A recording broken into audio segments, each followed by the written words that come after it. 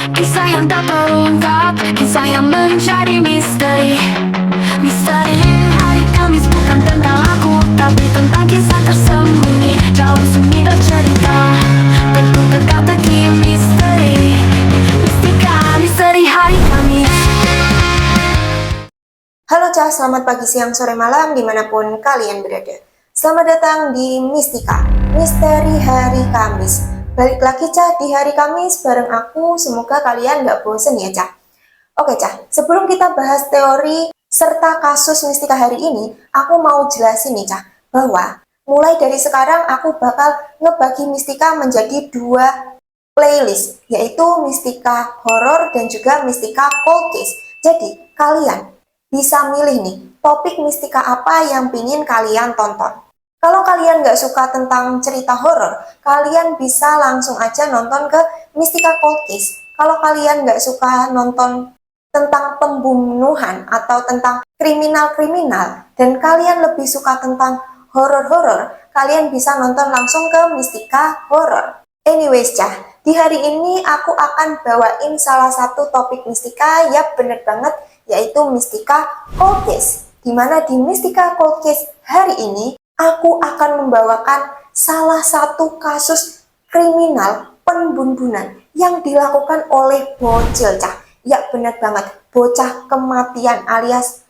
bocah cilik, Cah. Dimana pelaku merupakan seorang bocil berusia 14 tahun yang tega membunuh adiknya sendiri yang berusia 4 tahun, Cah. Dan yang bikin kasus ini menjadi wadidaw, Cah, dikarenakan alasan si bocil kematian ini ngebun-bun adiknya itu adalah untuk membalas dendam, Cah. Gila banget nggak sih? Nah, mungkin kalian mikir, loh kan masih bocil, kenapa kasus ini jadi kasus yang viral dan masuk ke kasus kriminal berat? Ya dikarenakan si bocil ini, bocah kematian ini, bukan sembarang bocil, Cah. Di mana dia didiagnosa memiliki perilaku cenderung mengarah ke psikopat, Cah. Di mana pas dia diwawancarai dan dites kejiwaannya, dia menunjukkan tanda-tanda ke arah psikopat, Cah. Bocil nih berusia 14 tahun udah jadi pembunuh berdarah dingin, Cah. Akan tetapi, Cah, sebelum kita bahas videonya, jangan lupa siapin camilan kalian ya, Cah, dan kerasin volumenya dan duduk yang anteng, Cah. Karena hari ini akan jadi pembahasan yang seru banget. Jadi jangan sampai ke skip atau kelewat satu informasi apapun dari video ini ya, Cah. Dan langsung aja kita tonton videonya, nggak perlu nunggu lama-lama lagi. Mari kita lanjut. Oke, Cah, sebelum kita bahas tentang kasusnya, nggak lengkap rasanya kalau kita nggak ngebahas tentang pelaku dulu, Cah.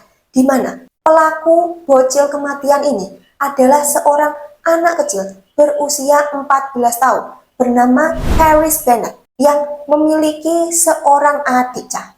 Dimana di sini Paris Bennett, kita panggilnya si Paris aja ya. Si Paris ini merupakan anak tunggal di keluarganya. Akan tetapi saat ia berusia 10 tahun nih, mamanya melahirkan lagi anak perempuan, yaitu adiknya si Paris ini, Cah, yang bernama Ella. Dimana di sini saat adiknya lahir, Paris Bennett bersikap biasa aja, Cah. Dia tetap menyayangi adiknya, dia tetap ngajak main adiknya, ya seolah-olah nggak terjadi apa-apa, Cah. Nah, di sini, Cah, Paris Bennett atau si Paris nggak hanya tinggal bersama ibu dan juga adiknya. Akan tetapi, ada satu babysitter yang membantu mamanya si Paris mengasuh adiknya Ella, Cah. Nah, terus mungkin kalian bertanya-tanya nih, kok bisa sih si Paris punya kesempatan untuk membun Ella di saat di sana ada babysitternya, Cah. Nah, langsung aja kita masuk ke kronologi lengkapnya, Cah. Kejadian ini terjadi di Texas, Amerika Serikat, yang dilakukan di rumahnya sendiri, Cah. Dimana pada saat itu si Paris dan adiknya yang bernama Ella lagi ditinggal sama mamanya, Cah. Mamanya namanya Christy ya. Nah, si Christy ini bekerja di sebuah bar gitu, Cah. Dan pada saat itu, di hari itu, tepatnya tanggal 5 Februari 2007, si Christy ini, emaknya si bocil ini, lagi kebagian shift malam, Cah. Tentu aja, Paris dan juga si Ella ditinggal berdua di rumah, Cah. Akan tetapi, seperti biasa, sebenarnya mereka enggak benar-benar ditinggal berduaan aja, Cah. Akan tetapi, ada seorang babysitter yang menemani mereka berdua. Jadi mereka bertiga di rumah, Cah. Akan tetapi, entah kenapa, malam itu, Cah, si Paris dengan otak jeniusnya. BTW di sini si Paris ini punya IQ 141, Cah. Jenius banget nggak sih? Tapi kayaknya dia cuma unggul di IQ doang. Karena EQ-nya atau empatinya, Cah, itu kayaknya nol jeblok deh. Karena emang dia seenggak punya empati itu. BTW, balik lagi ya, Cah, di topik tadi. Dimana si Paris dengan kecerdasannya, Cah, dia mengelabui babysitternya. Supaya si babysitter tadi mau ninggalin Paris dan Ella berdua aja di rumah, Cah. Di sini, Paris, si bocil kematian tadi, ngerayu si Ella untuk pulang lebih cepat dan meyakinkan si babysitternya tadi bahwa mereka berdua akan baik-baik aja di rumah, Cah. Nah, karena tampang innocence dari si bocil kematian ini, akhirnya babysitternya pun percaya-percaya aja, Cah.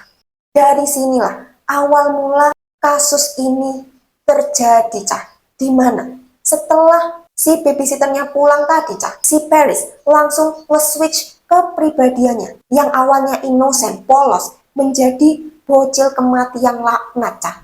Bayangin aja, dia langsung menuju ke arah dapur dan mengambil sebilah pisau. Dan kalian bisa tebak nih, Cah, pisaunya untuk apa kan? Ya bener banget, untuk membunuh adik kandungnya sendiri, Cah. Dan bisa ditebak apa yang terjadi selanjutnya. Dimana di sini Paris dengan sebilah pisaunya tadi masuk ke kamar adiknya dan langsung menikam adiknya, Cah, dengan pisau yang ia bawa. Dan dia menikam itu nggak cuma sekali doang, Cah, akan tetapi berkali-kali hingga akhirnya adiknya pingsan dan kayaknya udah meninggal deh, Cah, alias meninggal. Nah, di sini saking mind blowingnya, Cah, bukannya ngerasa bersalah atau takut ya, Cah. Kalau kita kan biasanya ngelakuin kejahatan terus nyesel dan takut. Akan tetapi di sini si bocil laknat ini, si Paris ini, Cah, dia malah melakukan sesuatu hal yang mind blowing banget. Dimana dia menelpon 911 dan meminta tolong ke 911, Cah. Gila banget nggak sih? Menurut kesaksian dari 911, Cah, pas si bocil kematian Paris ini telepon, dia telepon dengan suara yang lempeng-lempeng aja, Cah. Seolah nggak kejadian apa-apa. Nggak ada suara kayak panik, takut, atau ya apalah gitu. Intinya dia telepon dengan suara yang innocence gitu loh, Cah. Dan di sini 911 bilang kalau si Paris telepon dan mengatakan bahwa ia baru aja nyakitin adiknya. Dan ia berusaha membangunkan adiknya dengan cara memberikan CPR atau bantuan pernafasan, Cah. Akan tetapi adiknya nggak sadar-sadar. Dimana nggak cuma memberikan kesaksian itu aja, Cah. Setelah ngomong tadi, Paris pun berpura-pura nangis, Cah. Pokoknya fake banget lah. Nah, setelah mendapatkan laporan tersebut, Cah, polisi 911 langsung menuju ke TKP. Akan tetapi, Cah, pas sampai di TKP, polisi menemukan si bocil kematian ini, bocil laknat ini, Cah, lagi duduk di samping jasad adiknya, Cah, tanpa melakukan bantuan apapun, Cah. Nah, melihat kondisi si Ella yang udah bersimbah darah, Cah, polisi pun langsung membawa Ella ke rumah sakit dan Ella dinyatakan meninggal dunia, Cah. Dan setelah diautopsi, Cah, ada satu penemuan yang membuat polisi curiga ke si Paris tadi, Cah. Dimana pada kesaksiannya Paris bilang kan kalau dia memberikan bantuan CPR atau bantuan pernafasan ke si Ella. Akan tetapi setelah dicek di jasadnya si Ella tidak ada bekas atau bukti yang menunjukkan bahwa si Paris berusaha memberikan CPR ke si Ella, Cah. Emang bocil kematian suka bohong nih ya. Dari penemuan si polisi tadi, Cah, akhirnya si Paris dijadikan tersangka, Cah. Dan akhirnya dia diadili di persidangan, Cah. Nah, pada saat persidangan, si Paris itu ditanya-tanyai dong, kenapa kok dia tega membunuh adiknya sendiri. Padahal itu adik kandung loh, Cah. Nah, si Paris mengatakan bahwa ia membunuh adiknya bukan karena ia nggak sayang ke adiknya, Cah.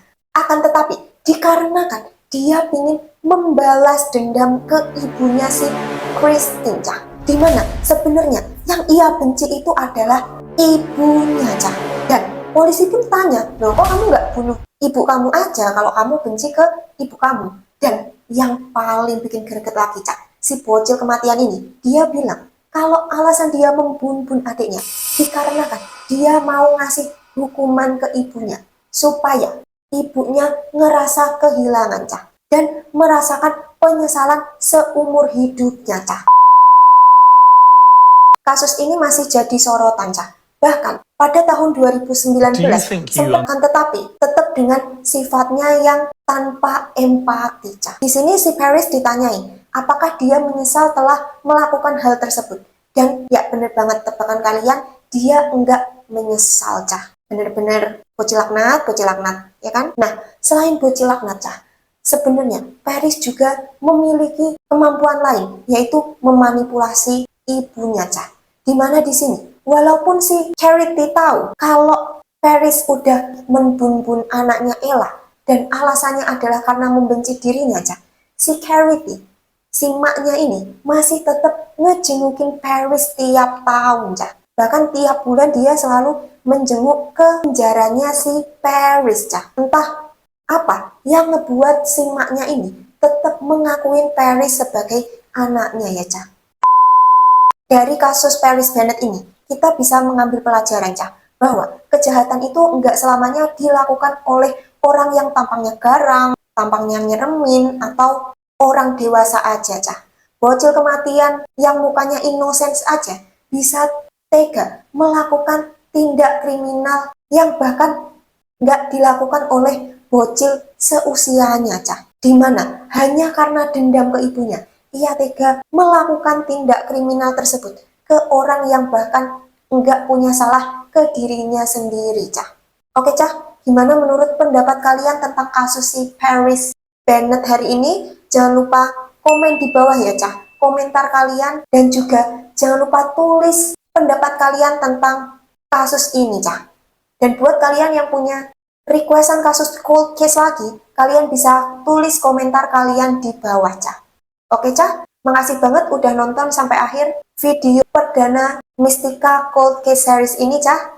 Semoga kalian suka ya, Cah.